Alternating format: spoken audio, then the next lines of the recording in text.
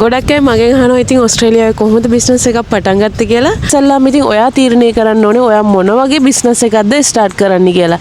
Food truck එකක ඉඳලා කෑම විකුණන එකද නැත්නම් ෆුඩි කැෆේ එකක් පටන් ගන්න අදහසක් තියෙනවද? එහෙමත් නැත්නම් ගෙදර ඉඳලා කෑම හදලා විකුණන්න එහෙම අයිඩියා එකක් තියෙනද? ඉතින් ඒක ඔයාලා තමයි ඩිසයිඩ් කරන්න ඕනේ. කොයි ප්ලේස් එකේද මොන විදිහේ බිස්නස් එකක් ස්ටාර්ට් කරනවද කියලා ඔයාලා තමයි ඉතින් ඉස්සෙල්ලාම ඩිසයිඩ් කරන්න ඕනේ. බිස්නස් එකක් කරනකොට ABN නම්බර් එකක් තියෙන්න ඕනේ. ඉතින් ABN නම්බර් එකක් කියලා කියන්නේ ඔස්ට්‍රේලියන් බිස්නස් නම්බර් කියලා තමයි ඉතින් කියන්නේ. වෙබ්සයිට් එකට ගිහලා ඉතින් ඔයාලා රෙජිස්ටර් වෙලා ඔයාලට ABN නම්බර් එකක් හදාගන්න පුළුවන් ඔයාලගේ නමට. දැන් ABN නම්බර් එක ඔයාලා හදාගත්තට පස්සේ ඔයාලගේ නමට ඊට පස්සේ ඉතින් ඔයා ෆුඩ් සේෆ්ටි සර්ටිෆයිඩ් කියන කෝස් එක කරන්න ඕනේ ඔන්ලයින්. ඉතින් ඒකෙන් ගොඩක් බලන්නේ ඔයා කොහොමද හයිජීන් පැත්ත දන්නවද? ඒ වගේම ඔයාට තියෙනවනේ කියන්නේ අපි කඩයක් කරනකොට අපිට ගොඩක් දේවල් තියෙනවා කරන්න. ඉතින් ෆ්‍රිජ් එකේ කෑම අසුරන දේවල් පවා හරි විදියට කරන්න ඕනේ. නැත්තම් මෙහෙ ඒක ගොඩක් ඩේන්ජරස් වෙනවා. මෙහෙ කටියට ගොඩක් ඇලර්ජික් තියෙන නිසා ඉතින්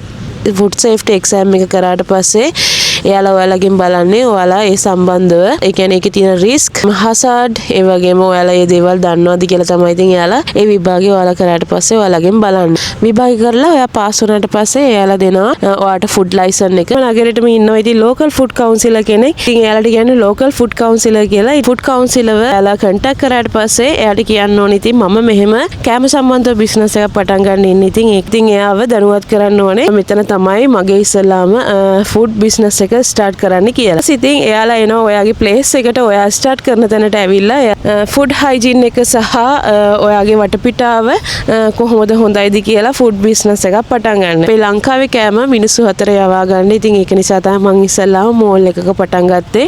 ඔයාලත් ඒ වගේ shopping mall එකක සහ ඔයාලට පුළුවන් මාකට් එක වගේ බිස්නස් එක ස්ටාර්ට් කරන්න. එතකොට මිනිස්සු අතරේ අපිට ඉක්මනට අපේ කෑම හඳුන්වලා දෙන්න පුළුවන් මිනිස්සුන්ට. ඉතින් ඒකත් මම හිතනවා ලොකු ඔපචුනිටි එකක් කියලා.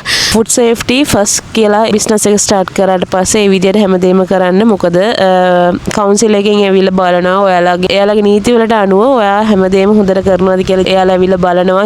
කවදාවත් කෑම වලට වංචා කරන්න එපා. කෑම හදනකොට ඒ පිළිවෙලට ඒ විදිහටම හදන්න.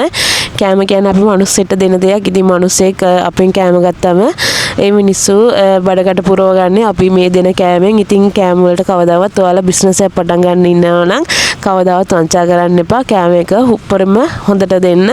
මේ රටේ කඩේට ගොඩක් ඇලර්ජික් තියෙනවා. ඉතින් ඒව සම්බන්ධවත් ඔයාලා අනිවාර්යයෙන්ම දැනුවත් වෙන්න ඕනේ. නැත්නම් කෑම කියන්නේ ඉතින් මිනිස්සෙක් මරන්නත් පුළුවන්, මිනිස්සෙක් ජීවත් කරන්නත් පුළුවන්. අනිවාර්යයෙන්ම දැනුවත් වෙලා ඉන්න. ඉතින් හරියට ඔයා කරගත්තොත් ඔයාගේ බිස්නස් එක අනිවාර්යෙන් සක්සස්ෆුල් වෙයි ඉස්සරහට. ඉතින් මේක ලොං ප්‍රොසෙස් එකක්. මේක අද පටන් අරගෙන හෙට සක්සස්ෆුල් වෙන්න බෑ. ඒක හොඳට ඔළුවේ තියාගෙන තමයි ඔයාලා වැඩ කරන්න ඕනේ. ඒකට කාලයක් යනවා.